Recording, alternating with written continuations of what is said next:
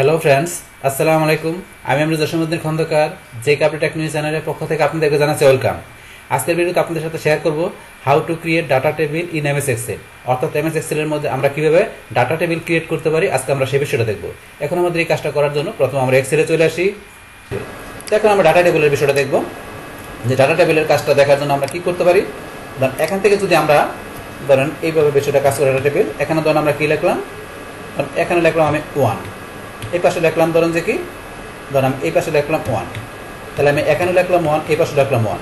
এখন ধরেন আমি এখানে কাজটা করব, তাহলে এখন ইকুয়াল সাইন দিও, ইকুয়াল সাইন দেওয়ার পরে আমি এটার সাথে এটা গুণ করব। তো গুণ করার জন্য এখানে আমি এই ধরুন এটা ক্লিক করলাম, করার পরে আমি এখানে গুণ চিহ্ন দিলাম, এস্টারের চিহ্ন, বাস দেওয়ার পরে আবার এখানে 1 ক্লিক করলাম।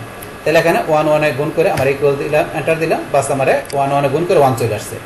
তো এখন আমি যে এইভাবে গুণটা করলাম ডাটা টেবিলের জন্য, করার পর এখন তারপরে কি করবো, আমি এখানে 1 এর পর এখানে লিখলাম 2 3 4 5 6 7 8, আমি আরো লিখতে পারি, আমি 8 পর্যন্ত লিখলাম। এবার আমি নিচ দিকে লিখি,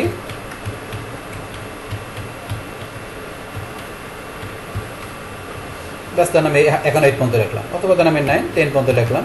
বাস এইভাবে আপনার এদিকে বা এদিকে আপনার বেশি করে লিখতে পারেন, প্রবলেম নেই।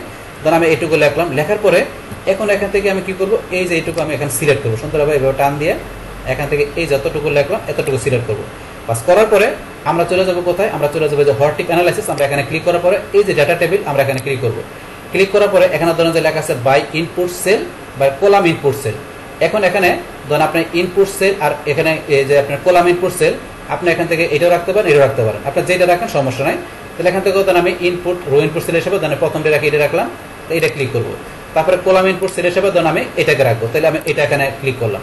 বাস করার পরে এখন আমি ওকেতে ক্লিক করি, ওকেতে ক্লিক করার পরে এই যে ধরুন আমার এখানে ডাটা টেবিলটা চলে আসলো।